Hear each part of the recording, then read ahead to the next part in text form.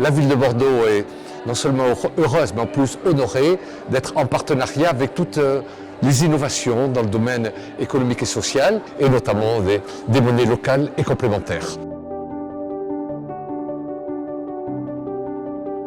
La monnaie, c'est un enjeu démocratique, alors qu'en réalité, la question qu'est-ce qui compte vraiment, la question de la richesse, et puis qu'est-ce qu'on échange, comment on l'échange, la question de la monnaie, sont deux questions démocratiques absolument fondamentales. Donc c'est pour ça que c'est aussi un enjeu d'éducation populaire et d'appropriation citoyenne.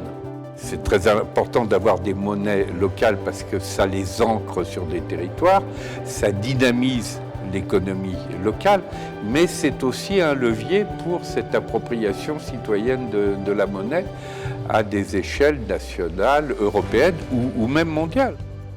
Je crois que l'objectif, c'était de montrer que le système actuel n'est pas complètement satisfaisant et que du coup, les alternatives sont nécessaires et que c'est dans le côté foisonnant de ces alternatives que chaque citoyen peut arriver à se réemparer de ce sujet de la monnaie. On a pu l'articuler aussi avec le forum qui était consacré aux acteurs de l'économie sociale et solidaire.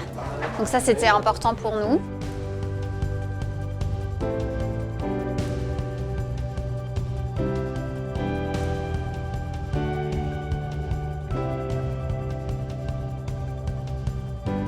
Le musée d'Aquitaine a été vraiment ravi de rejoindre cette initiative partie de la mairie de présenter les monnaies, d'autant plus que les deux trésors, que ce soit gaulois ou romains, présentés l'ont été très récemment.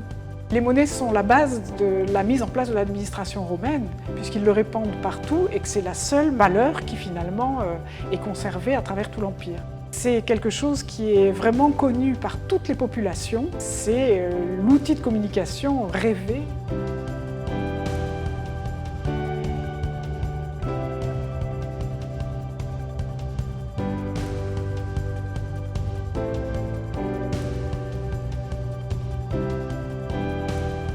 Une entreprise qui rentre dans une monnaie locale a un différentiel de chiffre d'affaires de 8 à 16% par rapport à ce qu'elle avait avant de rentrer dans la monnaie locale.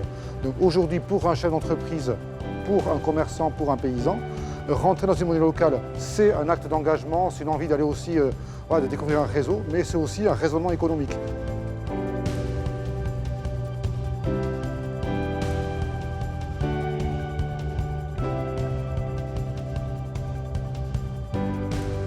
Des événements comme la semaine par ici la monnaie, ça donne vraiment à voir ce que sont les monnaies locales. Ça dit aussi que sur le territoire, il y a une monnaie locale. Il s'agit de faire un petit peu de pédagogie et de donner quelques clés du pourquoi utiliser une monnaie locale et comment utiliser la monnaie locale sur le territoire. Donc ce soir, on organise un café-débat en mettant vraiment la lumière, le focus sur le réseau de prestataires.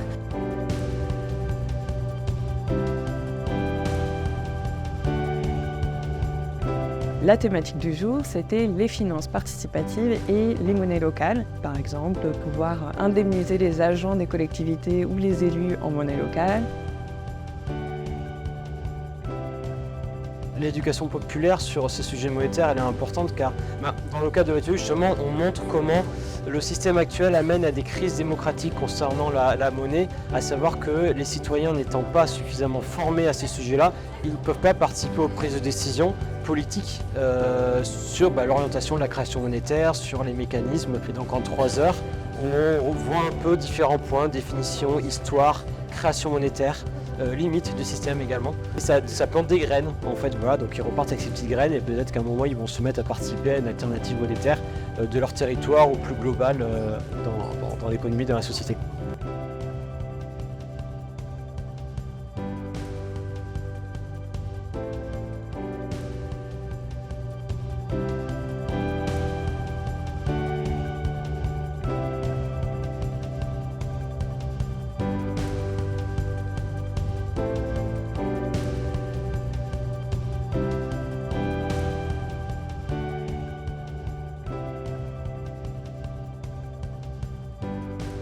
C'était une bonne première édition.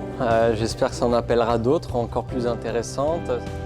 Il s'est passé plein de choses, donc c'était extrêmement varié. Ça a montré une chose, c'est qu'en réalité, quand on parle de monnaie, les débats peuvent être très ouverts. J'espère que ça va aboutir à des prises de conscience et puis des débats jusqu'au sommet de l'Europe.